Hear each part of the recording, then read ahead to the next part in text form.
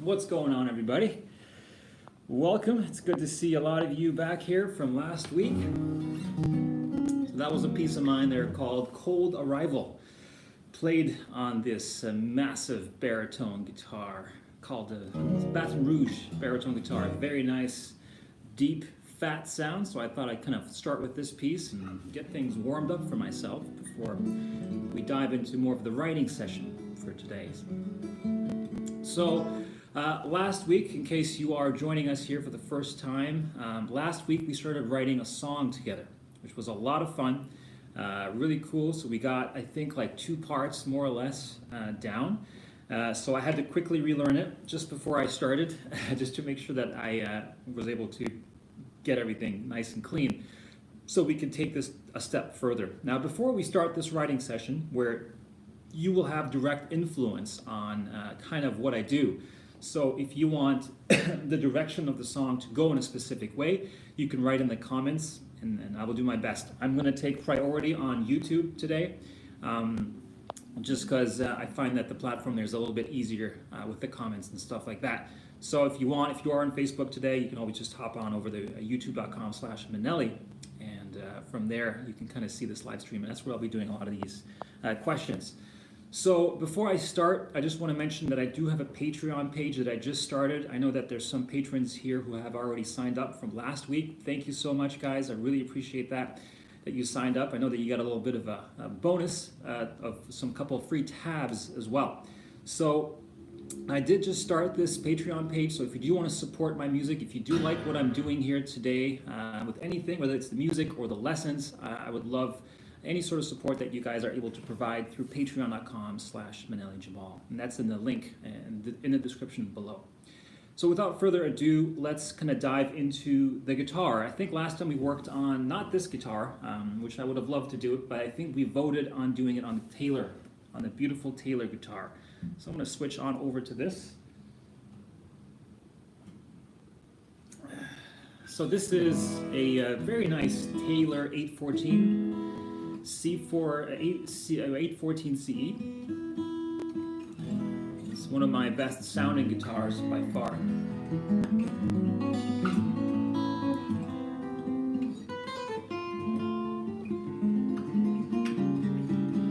Even though the strings are a little bit old, but I think it'll do for this job. Now hopefully you guys can hear me okay. I know that some people last week were kind of complaining that it wasn't too loud.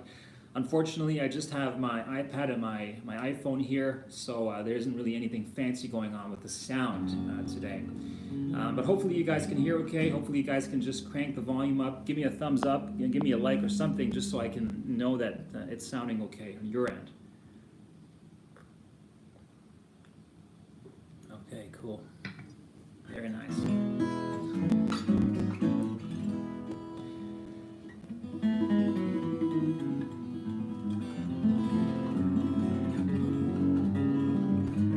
Okay, cool. So let me play you what we did last week. Now last week we did kind of start with the key of A minor, and we kind of started messing around with this and kind of expanding the chords a little bit by adding some extra notes in there. And I think the rhythm that we decided on was something in 6/8, so it was kind of this sort of feel.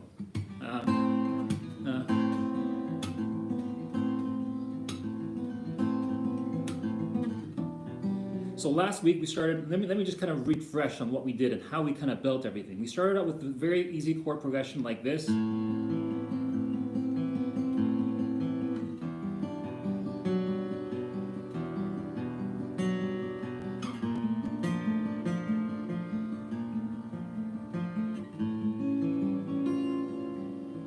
we went to this next progression.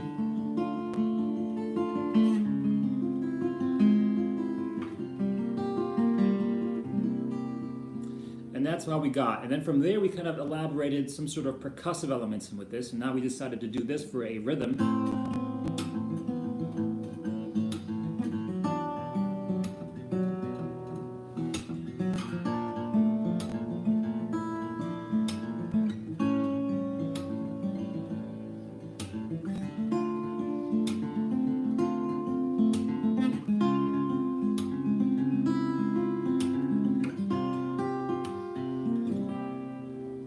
and then we worked on the melody, a very simple melody that we decided on, which was this, I believe.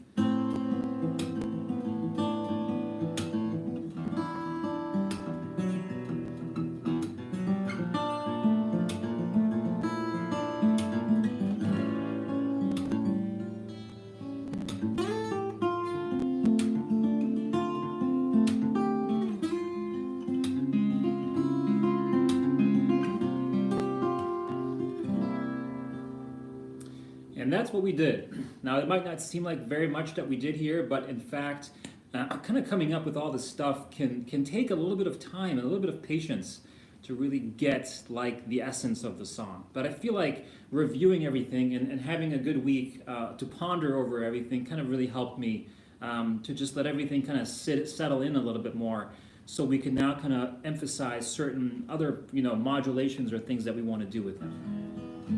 Okay.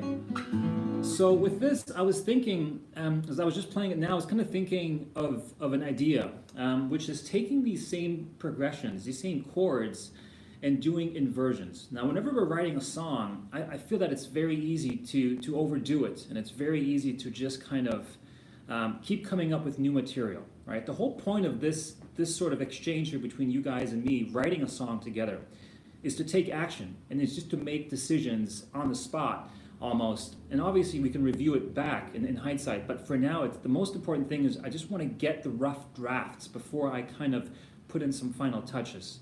So if you're a composer yourself and writing instrumental guitar music, or even lyrical music, whatever it might be, I think a very strong part of this can be indeed that you just keep moving. Okay, let's just keep having the progress going so we can kind of keep the momentum going. Okay, so with this, as we ended here with this kind of C dominant 7 chord, I was thinking right now of playing a similar thing that we did to the first chord, but finding different ways of doing it. For example, this here is an A minor chord with an A9, basically with the 9th note, to give it a little bit more of a darker sound. Now with this, I was thinking that we can maybe apply this and approach this to another inversion. Now, if you know your inversions, or if you don't know what an inversion is, by the way, so this is kind of like a lesson as well for anyone who's kind of looking to get some theory lessons as well. Inversion is just basically a rearrangement of the same notes of the chord. Say the A minor has 3 notes. We're going to take those same 3 notes and arrange them in a different way. So we would have this for the first inversion, second inversion, third inversion, fourth inversion, which is the same thing as the one. It's just up in a different octave range, okay? So it's the same intervals. So now with this, already just with this, we've got a very kind of obvious melody going on there with the B note, the B string note, which is that first note.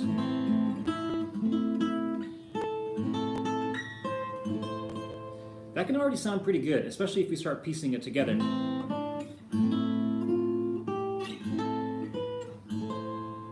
Right? It already sounds way more musical by just adding those inversions in. Okay, now I was thinking of maybe going to this specific A minor chord here. Okay, this is just, imagine that shape, that D minor shape that a lot of us may know up here. I'm playing it up here on the 8th fret. Okay, this is another way of playing this chord. Now if I wanted to add that 9 in there, I'm going to have to use a little bit of theory and find this 9 up there. Okay, one way of doing that is to find this note, which is a B note. So if we know that this is the inversion of the A minor, I'm going to find the B note up here. Okay, this is... So already we have another inversion. Okay, so this is the same chord as this chord right here. Even though it might not sound like it, it is. It's the same notes, just in a different arrangement, okay? And that already sounds pretty good. So if we're thinking about, what happens before this, theme B is this. When we enter the C. We talked last time about pickup notes, the importance of pickup notes, and kind of how to kind of apply that. We can apply a pickup note here too. Because we're ending on this note as kind of the melodic note, we can think of the next note. Okay?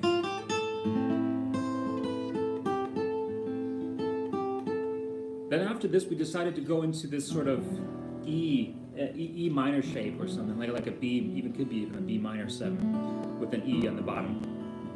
Okay, so I'm going to find another way of playing this. What I'm going to do, just as an example,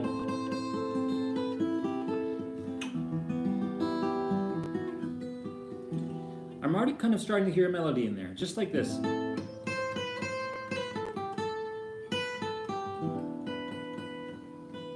Emphasizing the high E note, okay? So we got...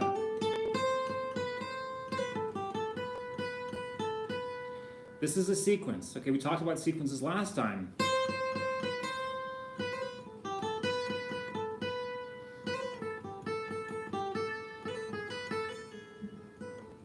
Okay, a sequence basically taking that same pattern and moving it down one interval, moving it down one interval again. And that is a very effective way to get some really nice musical sort of feelings out of this, okay? So like this, so if I were to do this,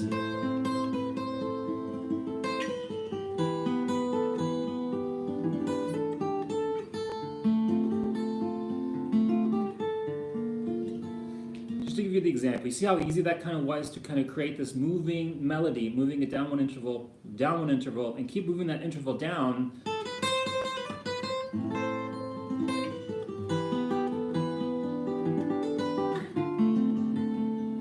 This can almost sound a little bit obvious, the melody and how we kind of resolve, but this is where it's now your turn to decide on the first sort of vote. So I'm going to say we're going to stick with the A minor. Now you're going to have to vote right now in the comments. Do you guys want me to go to the next inversion of this to the E minor 7? Or another option that we could do, we can go to this sort of shape, which is another inversion of a B flat major 7. So we have this option 1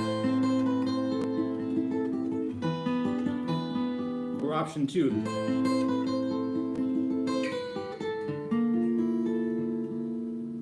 Okay, let me know right now in the comments. This is just one idea. If you have your guitar and you have any other suggestions for how we could kind of spice up this progression, do let me know. I'll give you guys a few seconds here to decide.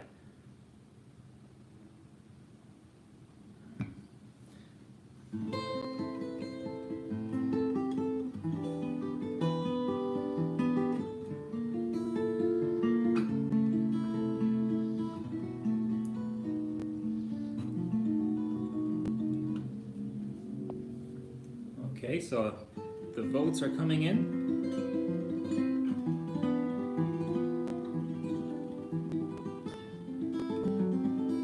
So I'm going to take the, now for some of you that might know, I do have a few patrons who already signed up for Patreon. So I'm going to have them be the kind of veto power, unless you guys want to do a super chat and really have your way. Otherwise, I'm going to, because I see a couple of people here who are my patrons. I see Lifelong Fan is a patron of mine, and as well as Raha as well. So, is there anyone who's a patron here? Because there is two conflicting choices right now. So if there's another kind of supporting patron here, let me know in the comments so we can kind of decide. Because right now we have one patron wants option 1, one patron wants option 2. So if there's another patron here, I'm going to vote on that. So because that's one of the perks you guys get as being patrons. You get a little bit of more voting power here. And if there's no other patron here, then I'm going to have to take that power and just decide. And in this case, I feel like option 1 is a little bit more obvious versus option 2, which is this. Versus option 2. I feel like what we can do to compromise, let's try this. Let's try option 1 and then 2, like this.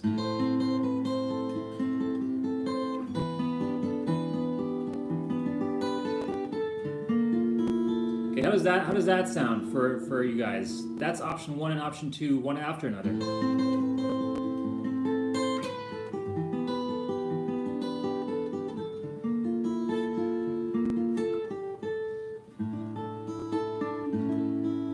See, so now that could work. So compromise. I think we can all compromise here. So I think this might be a good place to start. And it almost sounds like it's actually quite similar to what we did up here with the first theme A.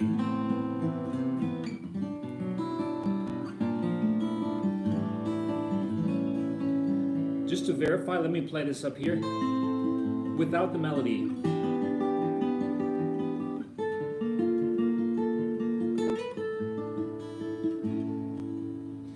Yes, I will mention the chord fret numbering so you guys can play along. If you do have your guitar out there, I'd be more than happy to do that.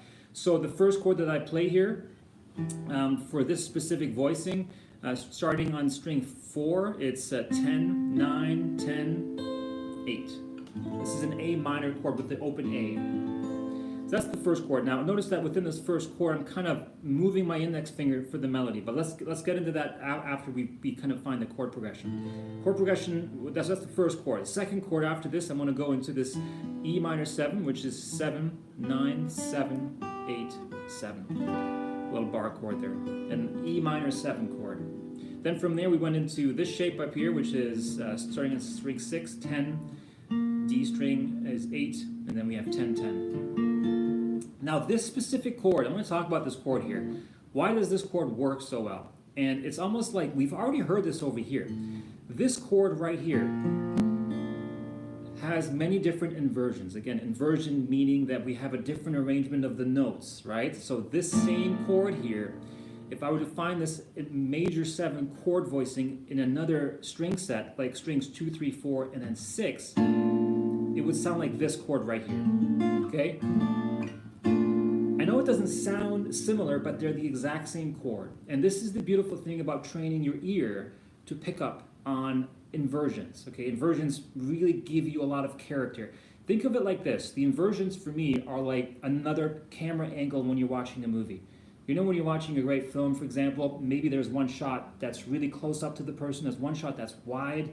Think of these inversions like that. It's another perspective of the same story, okay? This is how I like to think about it. So another perspective of this same melody could be this chord right here. Or another perspective, think of like maybe a bird's eye view of this could be this. Okay, so I've just kind of, now the way I'm kind of figuring this out, I kind of have a lot of these memorized, these shapes memorized to know. But I think what I will do for my patrons at patreon.com, I will probably do a lesson on this because it's a very important topic to write captivating melodies and captivating things. So I'll be doing a lesson on that probably fairly soon because it's a very, very important topic. And just to emphasize this further, I want to show you guys this little thing here. If I'm playing this chord right here, this is a B flat major 7 chord, and I go to this next inversion. Okay, listen to that. So it's such a different feel versus this. Right? Way different. Versus this, versus this, versus that, right? So a lot of different really cool sounds here. This is another major 7 voicing. But anyway, I just wanted to show you and sneak in a short little lesson here with these inversions and how important this can be, okay? So here's what we got for this kind of second variation of this chord progression.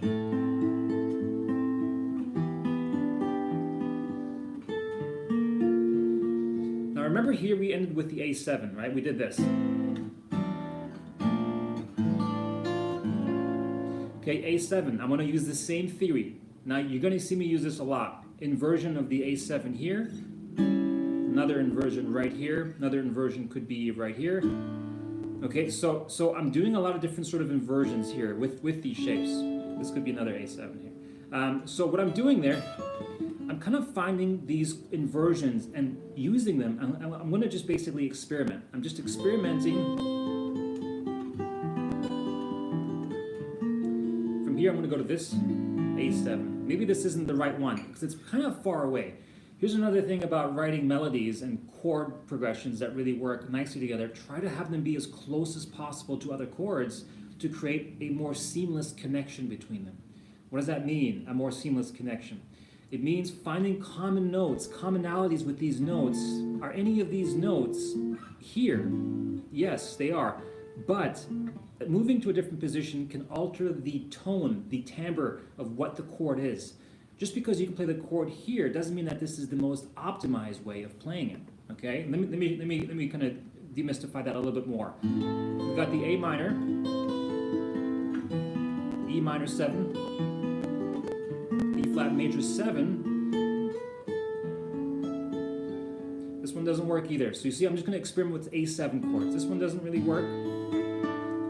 this might work, a sus chord. So let's try that.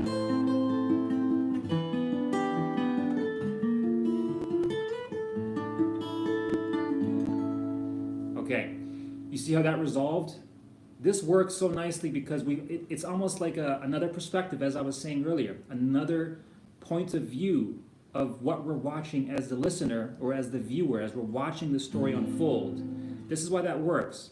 Now I'm just throwing in random notes melodically like this, which is that sequence.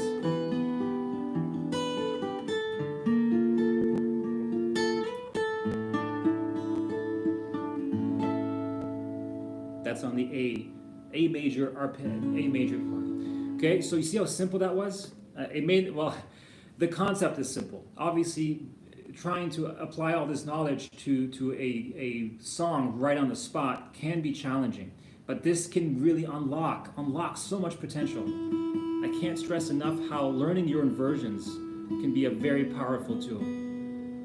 Okay, so now we've got this, just to give you the other example of another melody.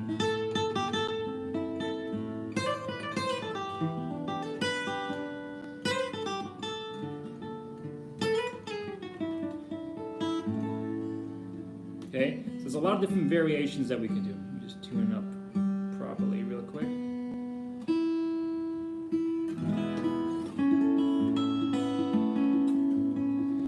Okay, so here's what we could do. As we're over here, so we've got a very interesting sort of melody. I'm going to talk about this now. How can we spice up these melodies? The melody is quite simple here.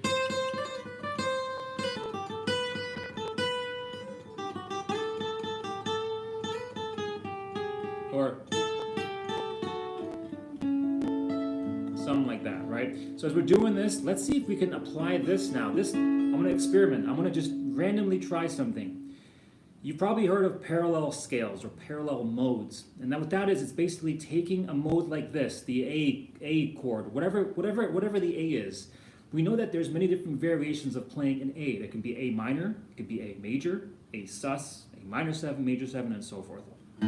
All with that open A ringing out. Now here's what we can do. This is where it gets really fun. And I do this all the time throughout a lot of my music. If you listen to my music and were to actually analyze it, you would see me doing this little tip right here. Major chord, right? We're ending with the A major. Watch what I do now. I'm going to make this A major an A minor chord. And watch what happens. Even just that one note difference. Look at that one note difference. Keep going. Resolved. And we resolved it to the key of E major now. Okay, so this is a really interesting way to modulate to a different key. Okay, hopefully this isn't too complicated theoretically, but notice that what I'm doing, I'm going note by note. I'm changing the notes.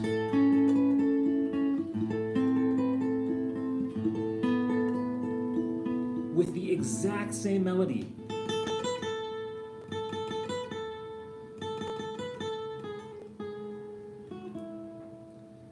Powerful, very powerful. And now here's the thing, repetition is your friend. Whenever you're writing a melody, whenever you're writing any sort of concepts like this, use repetition as a very effective tool to get across the familiarity of what you're trying to say. So you see how effective that was. Let me just play from the beginning, from this section here, which let's call this theme C. Let's call this theme C just for the sake of us being on the same page.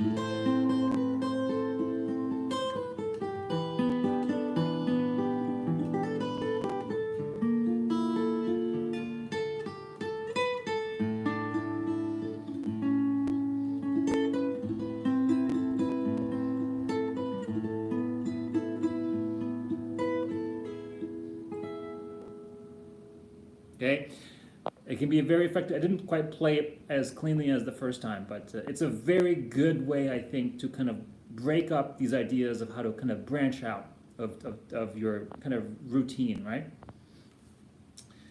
Yeah, so I know that I think my screen is flipped on Facebook, so I apologize for that. So I am right-handed, so I'm just going to have to get used to that sort of thing.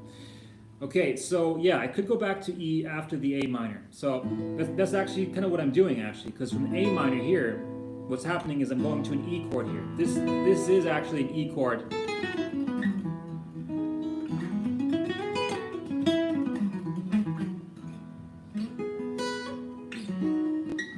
So right now we've modulated, okay?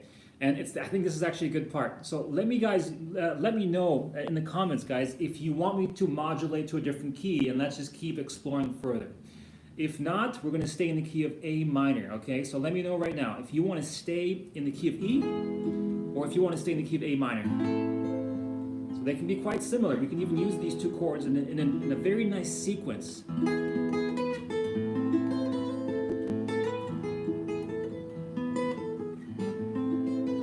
There's a lot of different ways to approach this. So let me know in the comments if you guys want me to modulate to E or stay with the A minor. I'll give you guys a few seconds while I repeat and refresh my memory on this.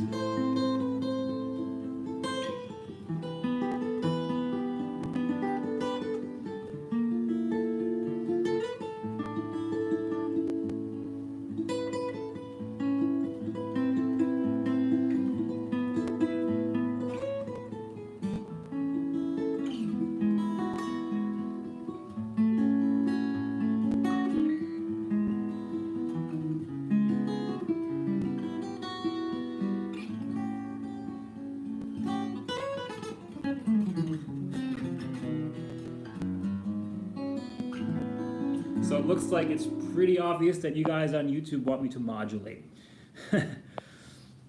Now someone's saying I'm stumped, and I get that. I think that's Daryl, if I'm not mistaken, right? So I totally get that. Right now, when we're in this new key, it can be so discouraging because we've just moved on to something. If you're not familiar with kind of modulating, this can be a very, very challenging part right now. It's like, what do we do? We're in a different key. How do we make this cohesive to actually like tie this back into what we were doing earlier, which was all in the key of A minor, right? So let me play you what we just did and see what we can do, just to again like refresh our memory. And to be honest, I find going back to the beginning, playing up to where we got to right now, can be a very good thing because we're reviewing and we're kind of getting into that mindset of what the story is that we're trying to tell with the music. Okay, so here's what we have.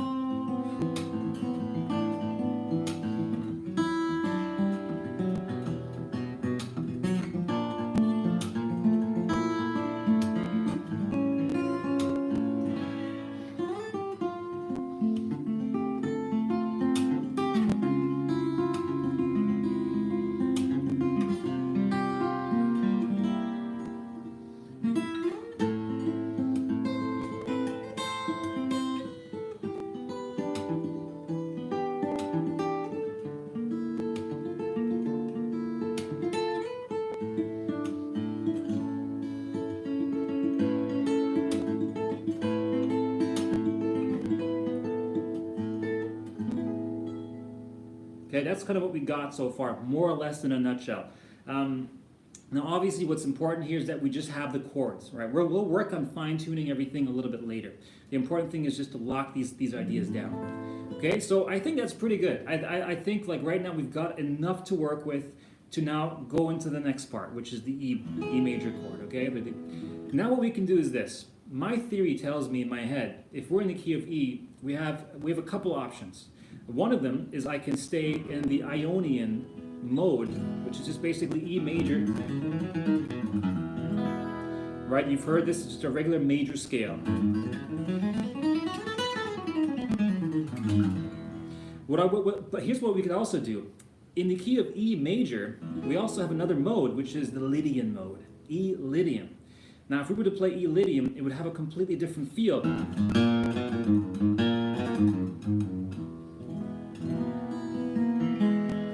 Way different, right?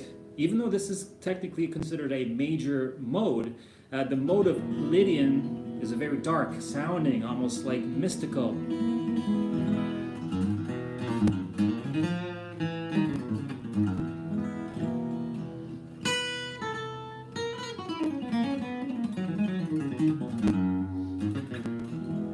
It's a very nice mode, okay? And it is exactly, yeah, Satriani. Someone's saying Joe Satriani here at YouTube. And so what happens is that Joe Satriani is known for using Lydian modes, right? Whenever you hear his sound, you can almost always, I don't know, well, not always, but a lot of the times, a lot of the songs are in Lydian. He's like the master of the Lydian mode, okay? Every guitarist kind of, or every musician kind of prefers a mode that they play with. And especially guitarists. I find that a lot of guitarists kind of have their preferred mode. And for some reason, a lot of their favorite ones is actually Lydian. It's a very nice mode. Because it really has this kind of open-ended but also mysterious sound to it. So if we're to do that over here, okay, to the Lydian, when we're thinking about this sort of progression,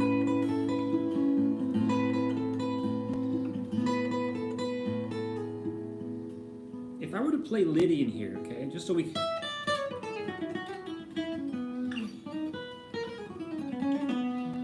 Now that might not work. Now the reason being is that it's almost like my ears are kind of trained to go in this position right now of Ionian. The reason I want to go to Ionian versus Lydian, now again, we're going to vote on this. If you guys want me to go to Lydian or if you want me to go to Ionian. So let me know in the comments right now which mode you want me to go to. This is where it gets a little bit more interactive.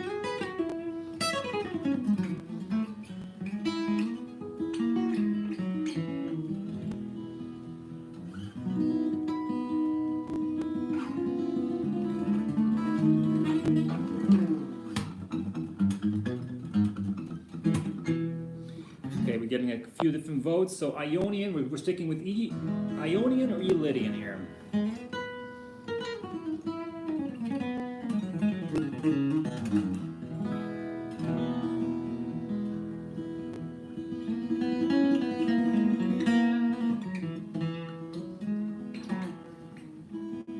Okay, so we're getting a few different ones for Lydian, a few different ones for Ionian. If you guys want to do a super chat, now is your time to do that, to have ultimate say, veto power.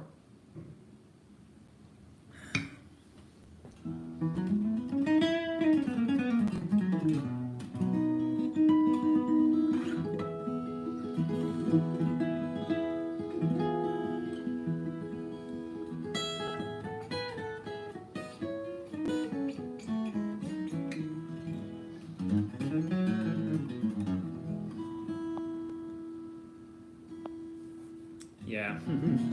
So someone, yeah, that's great. Nur303. Ionian sounds more fitting, although I prefer Lydian for knowing it better.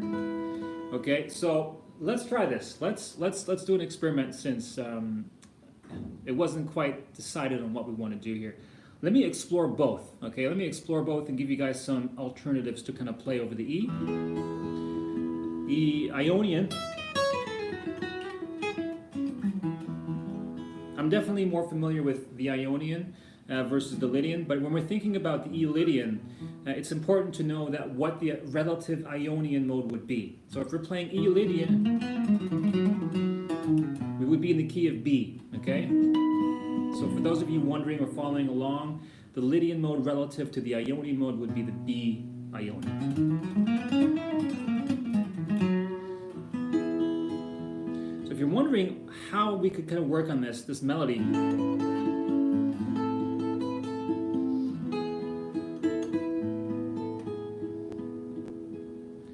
now in my head I'm going to think Lydian. I'm going to just explore Lydian a little bit and see what we could do.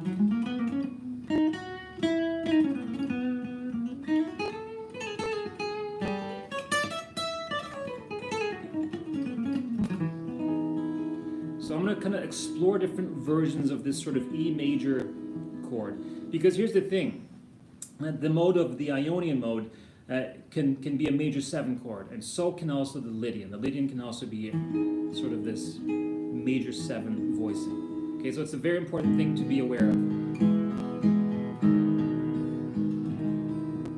So now as we're doing this,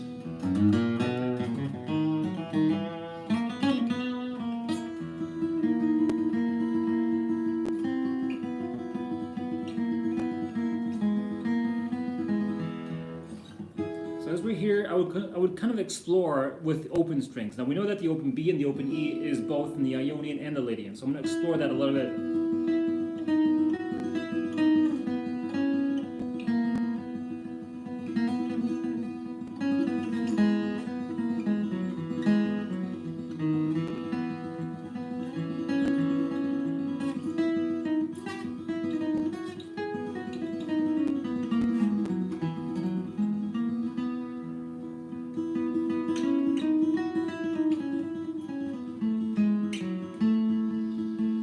so to be honest, it almost feels like Ionian does indeed fit better. So I'm going to take that kind of structure and apply it to the Ionian mode because I think it feels a little bit nicer, especially when we're modulating from this A chord here.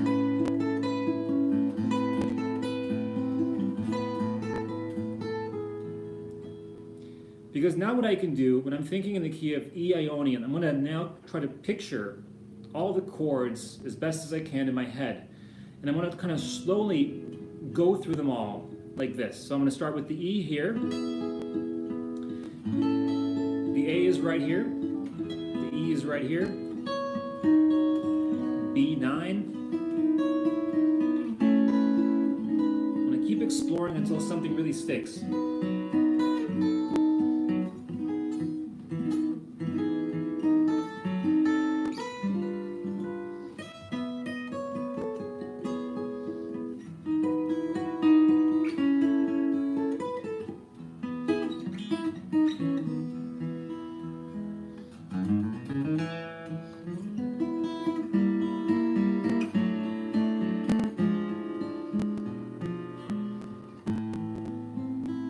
This is interesting. So what I did there,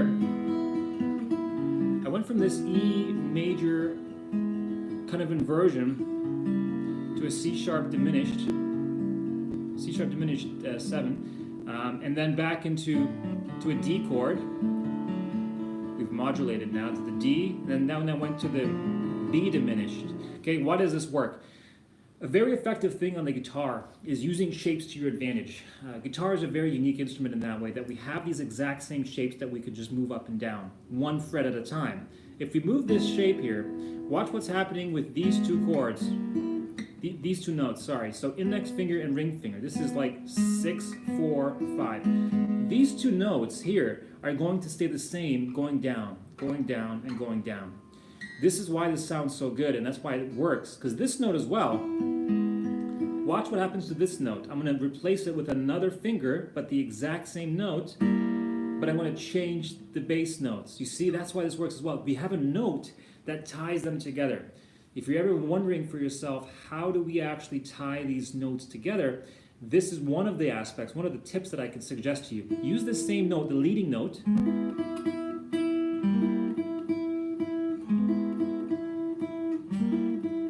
See that? And even if I start playing this in, like, you know, boom chick, you start to really have this sort of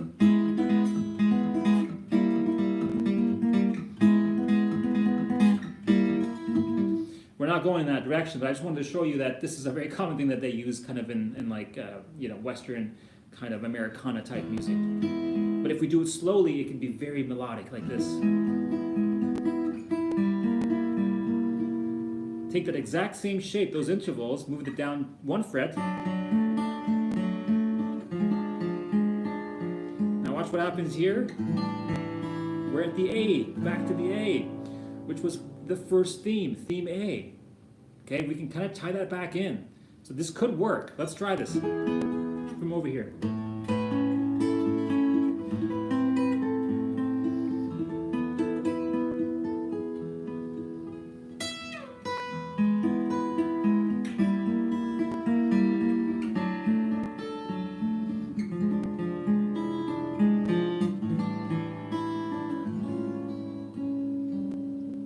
You guys remember with this part here? Now we're at the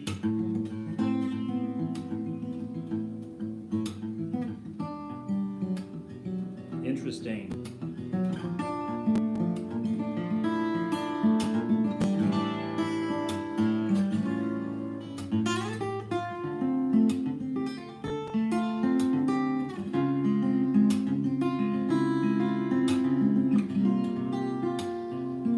Now we got theme C.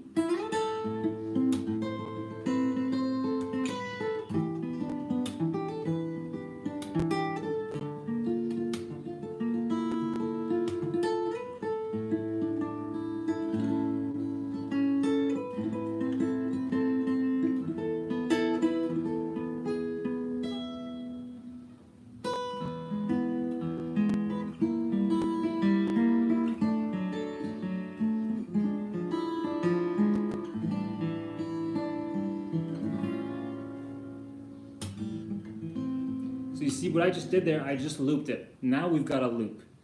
So we were able to kind of combine everything that we've done, theme A to theme B to theme C, to kind of have those three elements joined together. Okay? I'm not saying that this is what we're going to stick with because I want to explore it more. I almost feel like we should have a little bit more movement or something more interesting going on before we go into this line here. Okay, I'm going to explore that more. So let's see what we got. So if I'm over here at that theme C,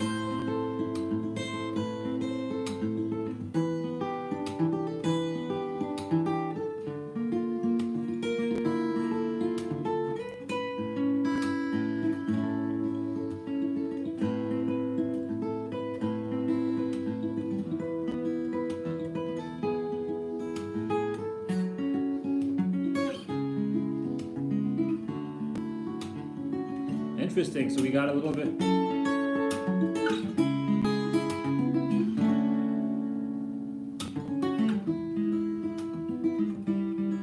Okay, I think I got something here. So here's what I did. From here, I went from the E major chord, E major inversion, okay? From here I just kind of am familiar with this mode because I have a lot of songs in the key of E Ionian, so I kind of know that this chord right here, which is an F sharp minor chord here. This is the equivalent of this chord, which is 2 4 4 2 2 2, just up here on the A string. Okay, so here's a tip. Every chord that you can remember, that you can learn in the bar chord version, try to learn it in at least two ways. The two most important ways to learn all of the bar chords are on the E string notes, starting on the E note with the root note, the most important note, the name of the note. The second option here is on the A string note. Find this F sharp on the A string, which is up here, and play it up here. Okay, so these are the two most important bar chords to know. The reason I say that is because from here, you can use other fingers to emphasize other notes. For example, there.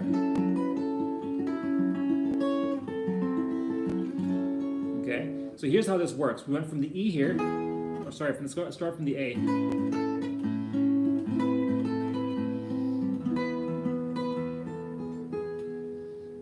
Then from here we went into the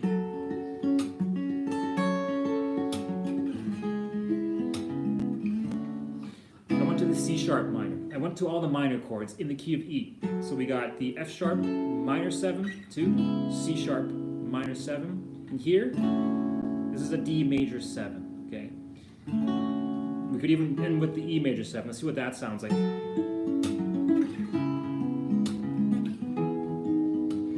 Doesn't quite resolve, right? Doesn't really have a little bit of a closing sentence versus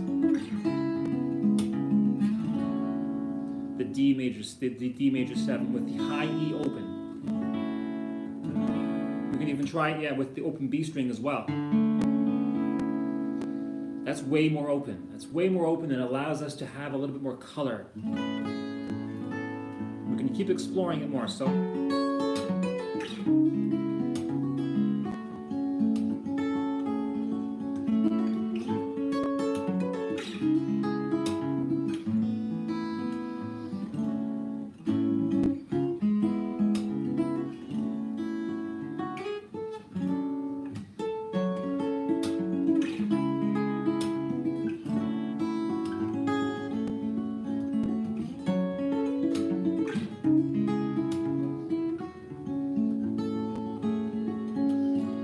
Okay, so right here, this is a great opportunity. If we're going to do this twice, this sort of theme here, that can be variation 1, variation 2. You see, so if you're ever wondering about how to create variations of these things, the best thing to do is just to add one extra chord in there, in between there. So if I'm doing 1, 2, 3, 4, 1, 2, 3, 4, 1, 2, 3, 4, 1, 2, 3, 4, variation 1, variation 2, 1, 2, 3, 4, 1, 2, 3, 4, 1, 2, 3, 4, 1, 2, 3, 4. So you see, I added an extra chord in there for bar 3. Instead of playing the last chord twice, the second variation I did, I just kind of emphasized another chord in there. Okay, so this is what that would sound like.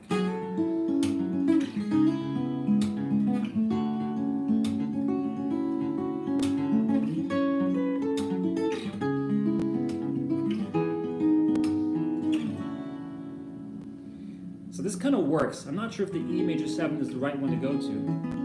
Could maybe play this inversion right here. This even might work, which is like a 6 chord. So now we got.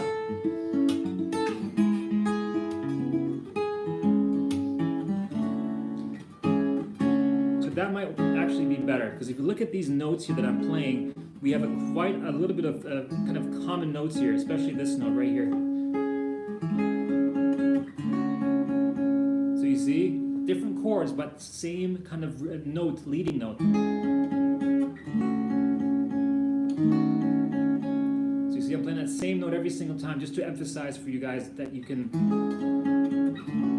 that sometimes all you need is just that one note that pieces it together to kind of create something a little bit more musical. Now if we go here, let's go back to what we did earlier, which was this.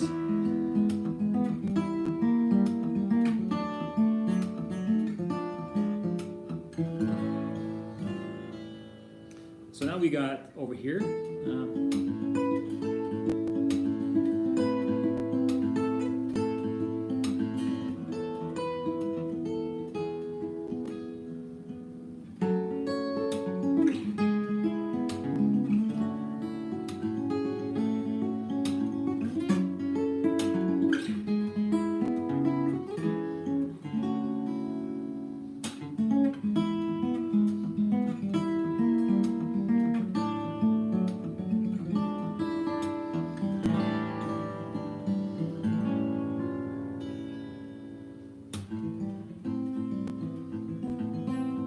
We're right back to the original.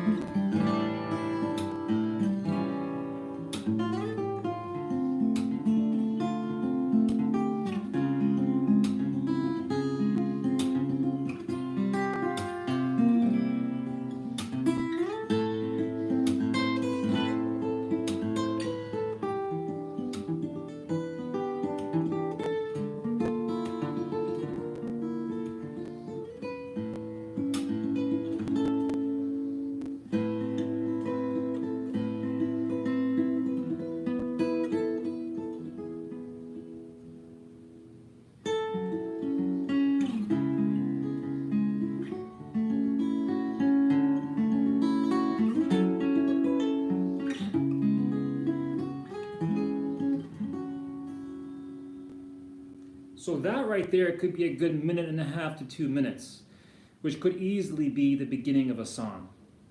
Now, if you're writing this for 2 guitars, the best thing to do is actually really to play this like this, as simple as it is, and then write a lead part on top. This might be the best thing to do because you'll have a lot more freedom musically, I think, and melodically with the second guitar part, okay? But, so I wasn't 100% sure on if we're going to stick with sort of a rhythm structure first and then add the melody. So I think we've got something very interesting here right now.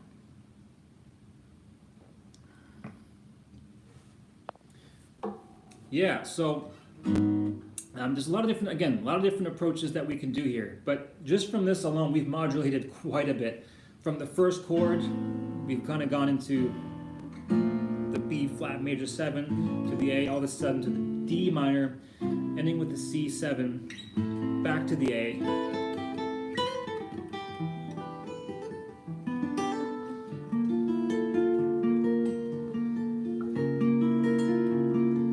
So this might be an extra thing that I do here. Now that I kind of have the rough idea of the structure, I'm going to start one by one adding extra notes in there and see if we can spice it up even more. So for example, for this part,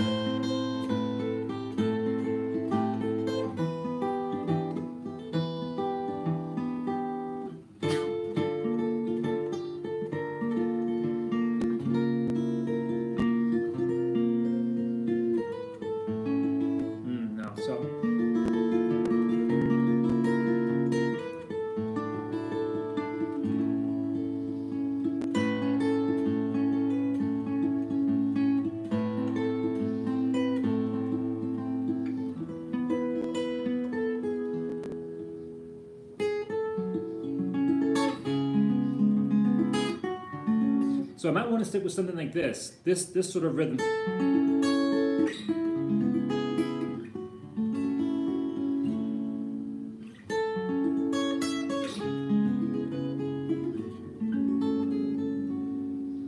very clear melody in this one, right? So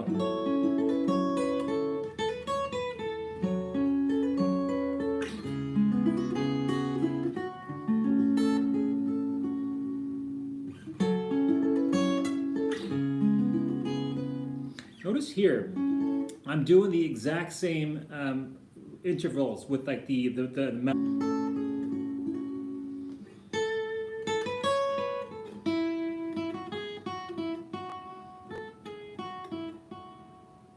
works really well. So it's a very kind of, it's a lyrical sort of melody that we could do.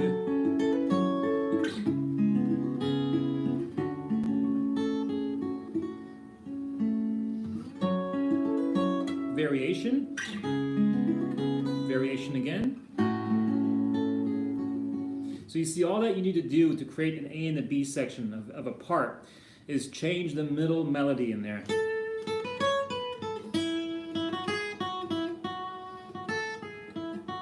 That's variation 1.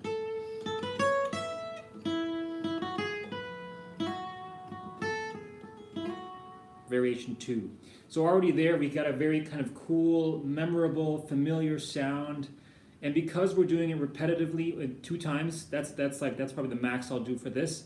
We have a very clear sort of direction on where the melody could go.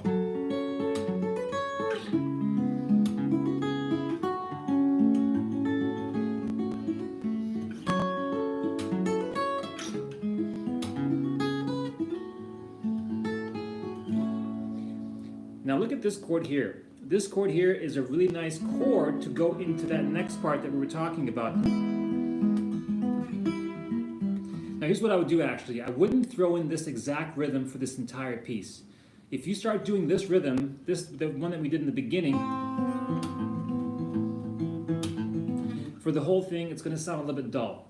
So I'm not going to do that. What I'm going to do is I want to kind of emphasize different picking patterns now for this part, because this sounds more like a bridge to me, right? Does it sound like a bridge to you as well? Maybe because it's different. Obviously, we've modulated to a different key of E major now, but and also more importantly, the feeling of these chords evoke a whole different emotion than this, the first one. It almost feels like this part here, the one that is a lot more hopeful. There's a lot more movement kind of towards the direction of hope, towards the direction of positivity, towards the direction of something that we are trying to accomplish, versus theme A, which was dark, right? Very dark, moody.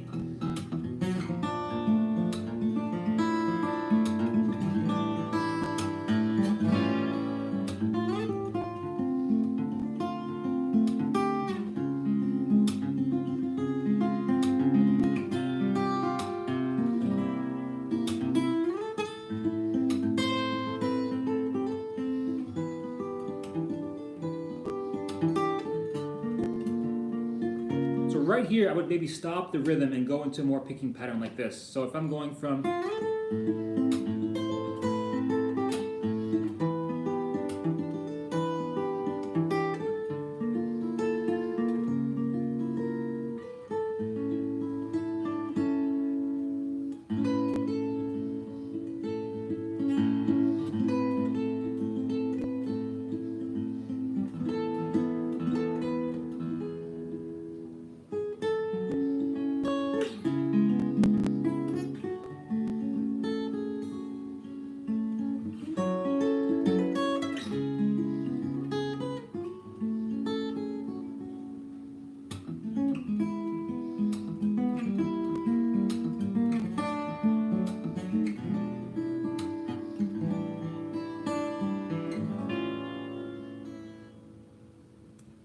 right there, we got pretty much this whole section down as far as what to do.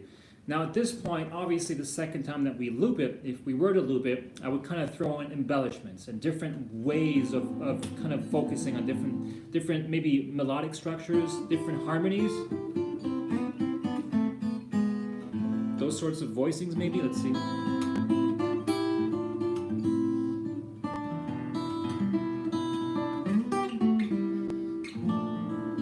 Again, I'm trying to find fillers here.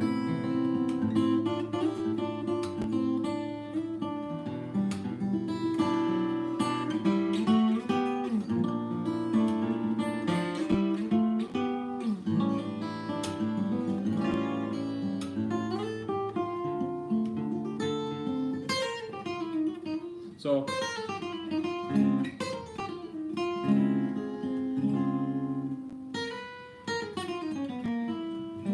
little bit more jazzy.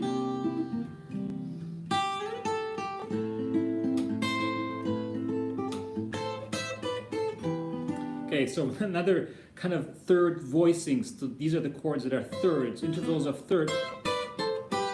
So now we got this.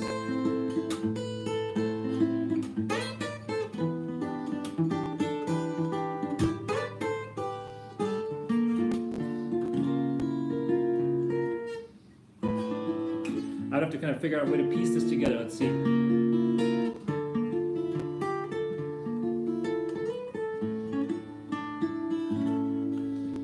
Let's try that. That actually is really cool. And here's what will happen. At this point, I might just explore the hell out of this because it's just like there's so many ways that I could go. But I kind of like these third voicings, these intervals of thirds, which have a very Spanish sound, right? Obviously, but if you do it tastefully, it will take away that Spanish sound and give it a little bit more, you know, whatever you want to do with it. So this works so well because all that I'm doing is just a descending scale. So the first one,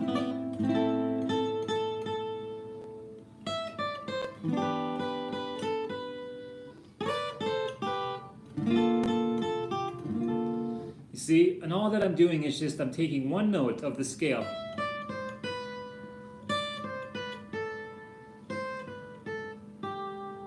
Or that one. Okay, it's very powerful to use that one note, especially when you take that one note, make it an interval, and all of a sudden you've got a really nice progression.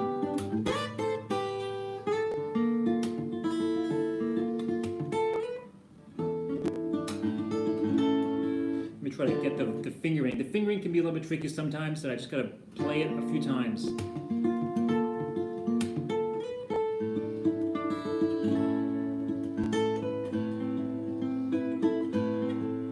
I think that's quite nice, especially when we go from the D or from the very beginning.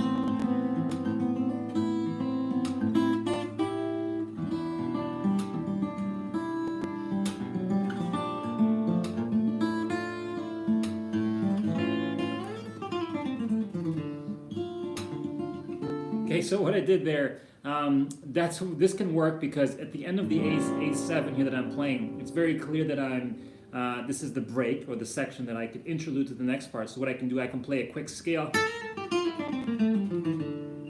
and go to the D minor. That's what I'm doing there. So let me just see if that works again.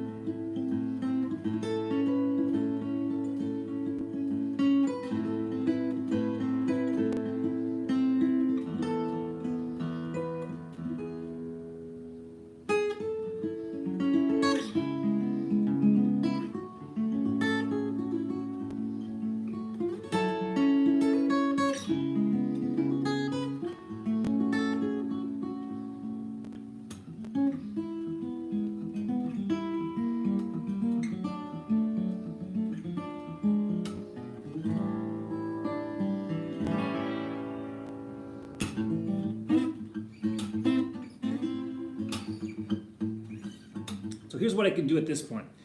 I could just explore and kind of think of this as a solo part, where I'm just going to do a bass line here. Okay, if I just do this sort of thing, I can explore in and out sort of what's going on. So I want to just kind of reply to some of your comments because I know I'm kind of venturing out into my own la-la land, and that's usually what happens with these writing sessions. I just start with something and then I just keep exploring until something comes up. So let me just look here. Yeah, so some of you are kind of asking about the thumb pick and kind of what I do with it. I know that it's not for everybody. Let me just finish this comment real quick. Let's see. Yeah, so if you're not used to using a thumb pick to pluck individual notes as if you're using a plectrum, like playing individual notes as a melodic kind of sound, it can be very difficult to apply this thumb pick. So if you're using a thumb pick and you don't have experience with using a plectrum, very challenging. Even with people who have used a plectrum and that they tend to use the thumb pick, and all of a sudden it's like it feels so weird to have this thing attached to your thumb. But to be honest, if you think about the long game, if you think about, like, think of yourself 5 years from now, 2 years from now, whatever, and think of this as an extension of yourself. If you think that you're going to use this in a very productive way, in a way that you could use melodic lines while you're doing thumb picking, this is a game changer, because now all of a sudden you can do fast lines that you wouldn't be able to do if you didn't use a thumb pick. Like if I do these sort of things, I would never be able to do that unless I was using a thumb pick, especially with that clarity, where I rest the thumb on a string below it. Right? That sort of thing, those really fast pickings I would never be able to do if it wasn't for that thumb pick. So I've just made this a kind of extension of my thumb no matter what. Whenever I try to play, I always try to have this on. And even before playing, I like to just do my scale runs if I'm just playing with the thumb pick, okay?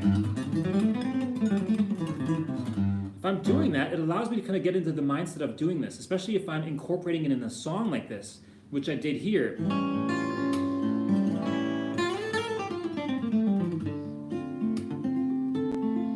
A good exercise to do that I could suggest for you if you are looking to kind of implement lines like this within fingerstyle, play a scale, any scale that you want. In this case, I just played like kind of like a D minor scale. You see what I did there? I played all the notes with the pick until I got to the root note. I played the thumb, index, thumb, index, middle, ring. I switched to fingerstyle immediately after that. So if you're going to use a sort of run of notes, 1, 2, 3, 4, 5, 6, 7, 8, 9, 10, 11, 12, 13. On the 14, because this is an even number, I always try to work with even numbers when I'm switching into this. So the 14 will be the even number here. So you see I switch from picking to kind of finger picking. Very, very, very good stuff, because all of a sudden you can do this the opposite way too. You can go. You see I went pick, all with the pick, then to fingerstyle.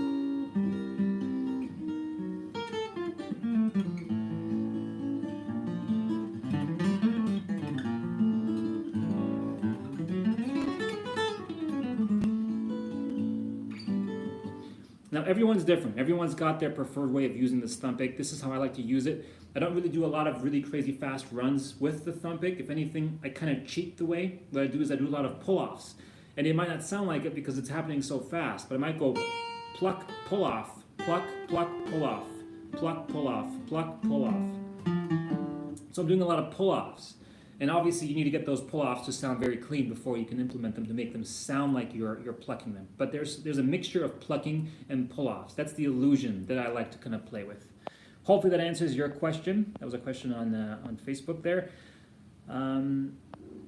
Cool. Thanks for the nice comments, guys. I really appreciate that. It's really great to see a lot of you guys still hanging with me. Cool.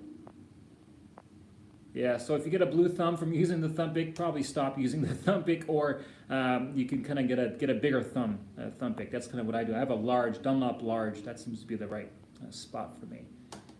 So, yeah, cool. Okay, so let me review everything that we've got, and let's see how this sounds. So I think I would start with this.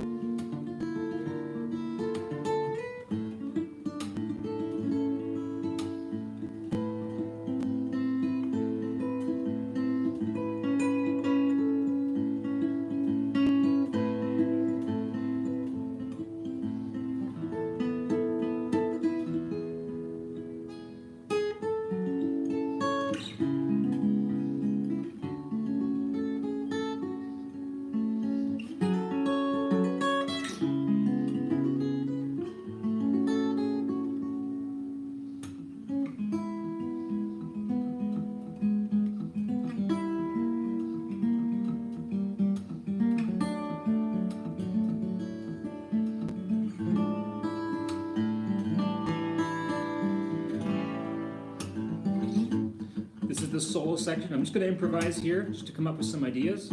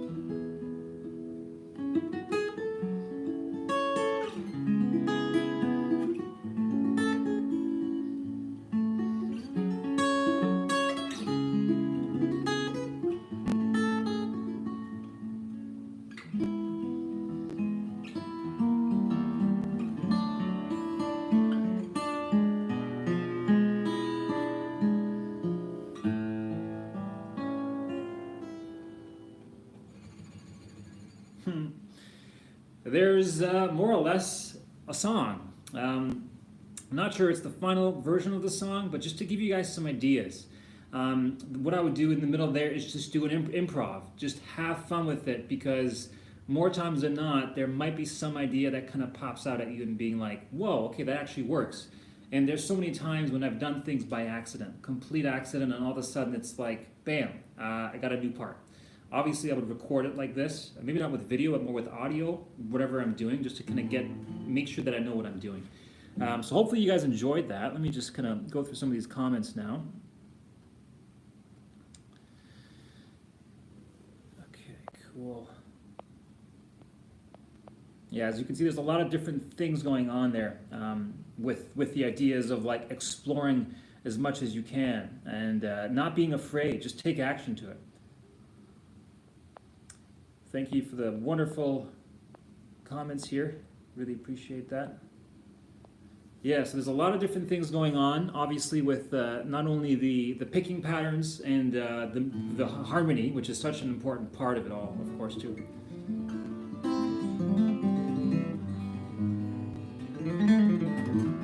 But it was a lot of fun to kind of explore this with more detail, because just this is what I would really encourage anyone to do if you have the time. Well, now I would imagine that you do have the time. For most of us, we are at home, so this is the best time to explore these ideas and dive deeper into it. And with that, I kind of want to just pitch a little bit more of the Patreon. I know that there's a couple of members here from Patreon. Thank you guys, I really appreciate that.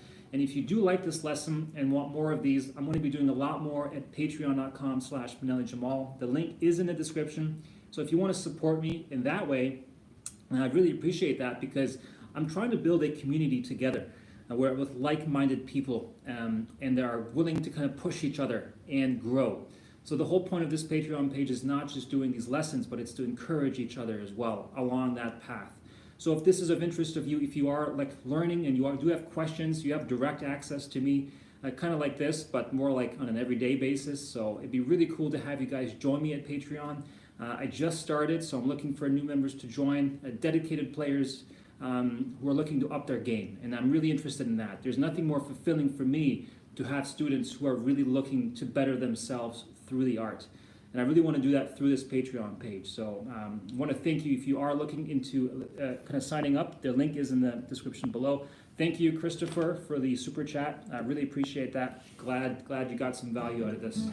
Really appreciate that.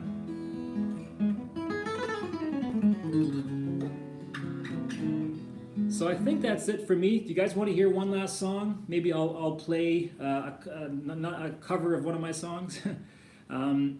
So let me know in the comments if you guys want to hear anything in particular, and I'll do my best to accommodate if it's within the tuning that I can quickly go to. Thank you. My pleasure, Raha.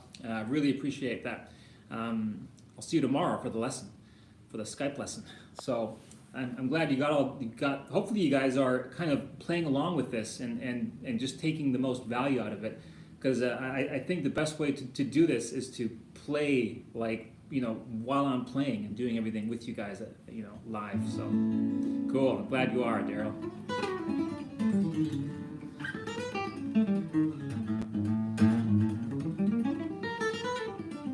Dire Dogs.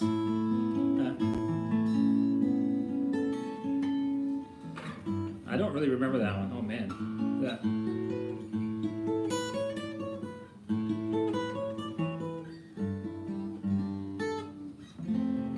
Something like that. And it's like some songs stick with me, and some songs just leave my mind. Sorry about that. Don't think I can play that one. Us Against Them, I could definitely do that. Let me hear a few more. Yeah, real close. Yeah, I have to get my my loop pedal out to get that one. I've actually never played Dire Docs live, so maybe I'll stay away from that one for today. Oh, thank you, Raha. Appreciate that. I did not pay Raha to say that, by the way.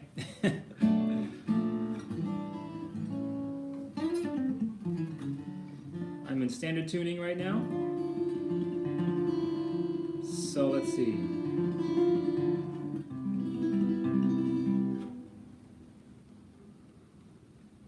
That's great. Thank you, Cami, for that nice comment there. I do love campfire jams as well.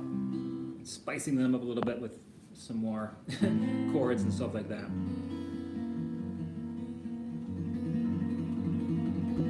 What do I do daily to keep my fingers always on fire? I rest. Rest is such an important part. But other than resting, I mean, what I do is I just kind of play around a lot with different sort of finger exercises. It's like doing jiu-jitsu with the fingers, right? On the guitar. That's kind of the way I see it.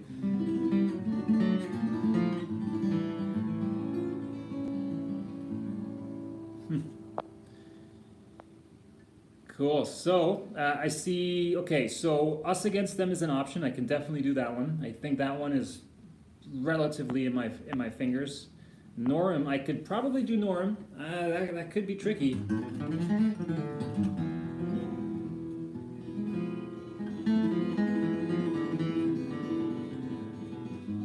I can do Zaire. Yes, Zaire. I can't do Bella Ciao.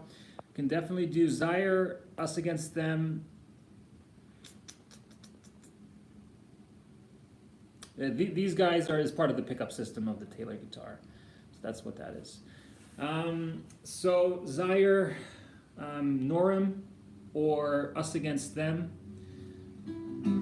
Or if you guys want anything else, you're going to have to do a super chat to force me to play that and fail miserably.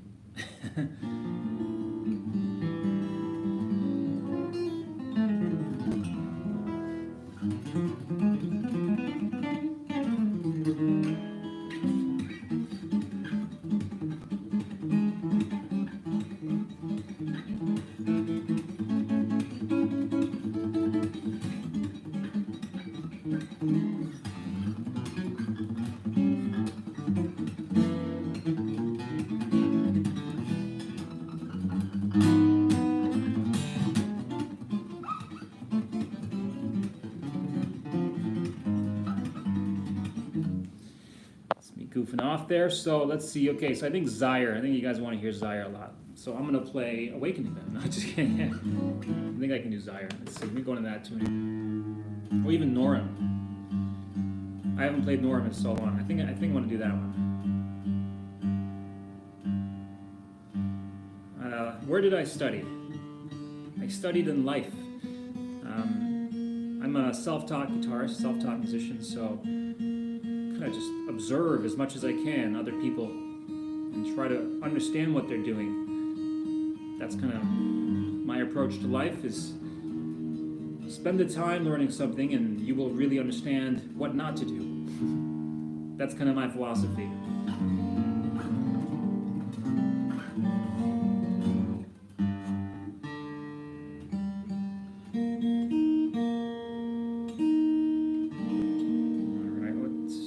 Got so many capos here. Which one do you guys want? Okay.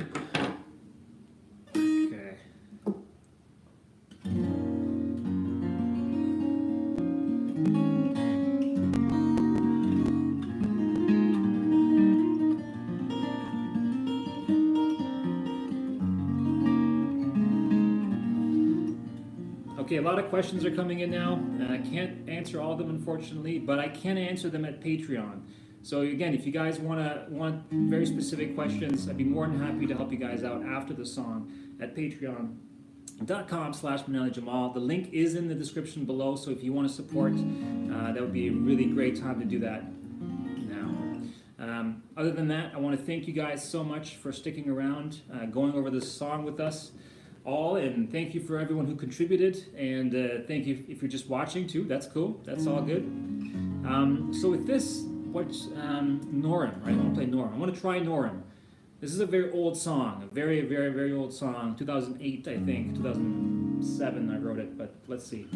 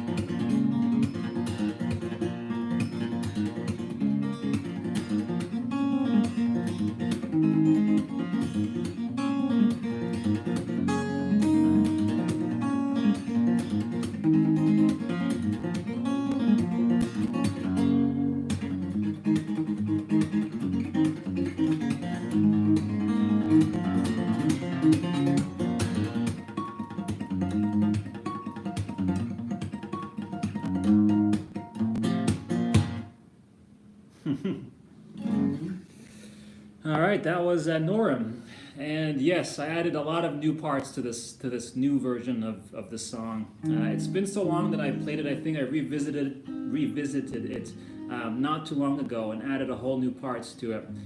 So I'll probably be recording this new version very soon, because the old version is just horrible audio. I think I was just getting into audio engineering back then, and wasn't the greatest. So this is the new version. This is the first time that I've ever actually played this for people. So hopefully you guys enjoyed that.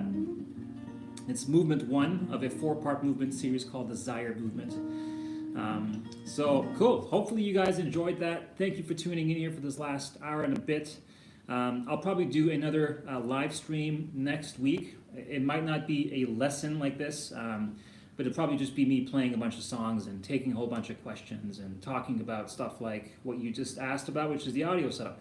Again, thank you so much. If you guys want to support me, thank you for the super chats, guys. Really appreciate that. Patreon page is down there if you want to support me through there. Other than that, have a wonderful day ahead. Stay safe. Wash your hands. Thank you, and we'll see you next week probably. Peace.